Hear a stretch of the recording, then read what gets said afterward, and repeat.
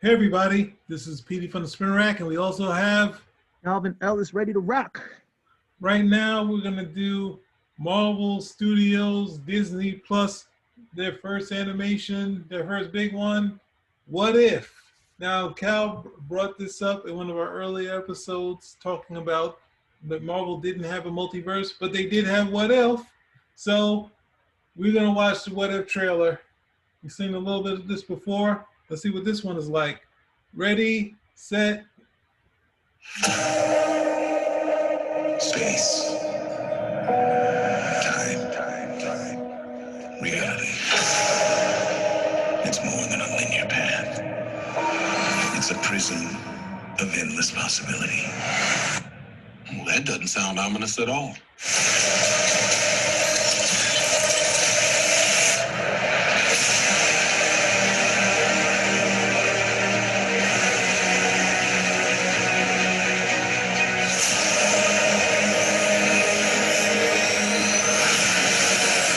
I was promised an army.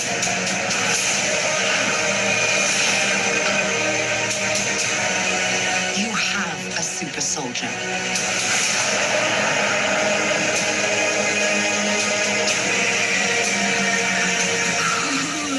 You sure don't seem too freaked out about all this, kid. What you doing out there all by yourself anyway? Exploring the world. Sounds fun. But why stop at one world when we can show you all of them?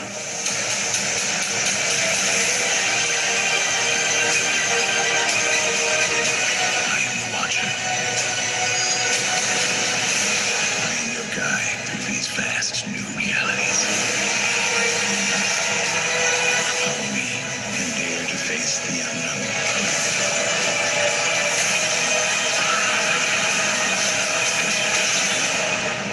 And ponder the question.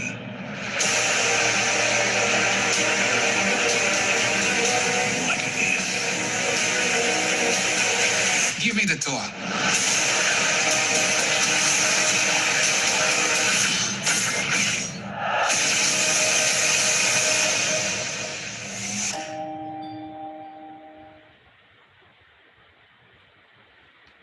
So, what do you think? That looks hot. Out of everything else that we've seen so far from Disney, Wow.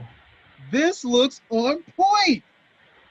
Okay, it's actual animation, not anime, which is where these guys have been doing their default for the last few years. I'm looking at you, DC Comics. Wow. Okay, doesn't have to, we can find some other animators. It's possible, they're out there. But I looked at all this. I was like, yeah, this is great. It looks interesting.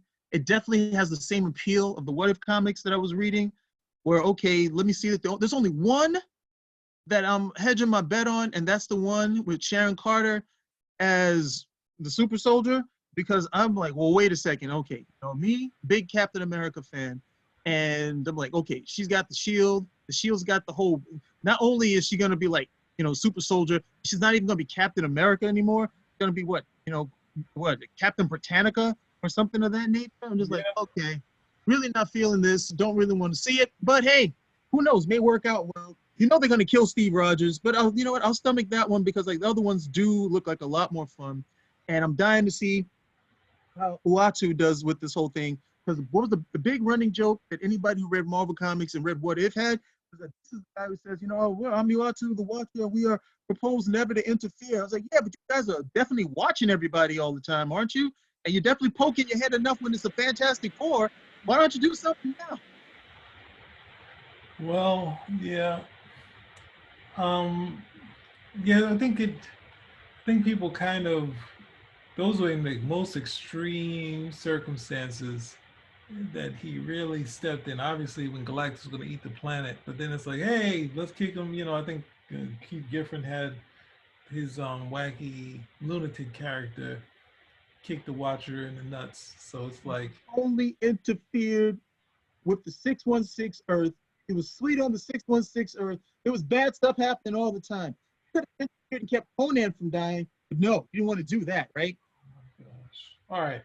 So ultimately, this looks like a lot of fun. I do agree with Cal on on the Captain Britain, when they could have gone with the American Dream or something like that, some other variation of Captain America rather than a British character, because that seems kind of wrong to do. Otherwise, wondering how these different things go about. But ultimately, I wondered what they were going to do as far as people not knowing the Marvel history, and it looks like they're using the movie history to sort of build this what if, which is fine to do. I can see where they're going, and this is What If was a series that was. It seems like every sort of long-standing creator at Marvel gets kind of struggles with the continuity. So Roy Thomas was one of them, and even though he's like another one of those guys that's really into continuity, he cut to a point where he was like running into some walls, and he wanted a series that was kind of free of it. So one thing that Stan would always say, "Hey, what if?" And then that's how the stories came about. And it was, it was a series that, even though it was done by some other creators from time to time, it was mainly the initial run was Roy's sort of baby before he kind of left Marvel for DC, and then he came back for a little while and whatnot. But it's interesting to see his series. I'd love to hear what his thoughts on this would be. But it was something of his sort of brainchild to have something that was outside of the Marvel universe, where he could do some fun stuff that you couldn't do in the Marvel universe. So. And it was interesting to hear that he was struggling with the continuity, which you can hear a lot of creators kind of say, I can't just do this story because, and being respectful and not just redoing the story someone else did. So.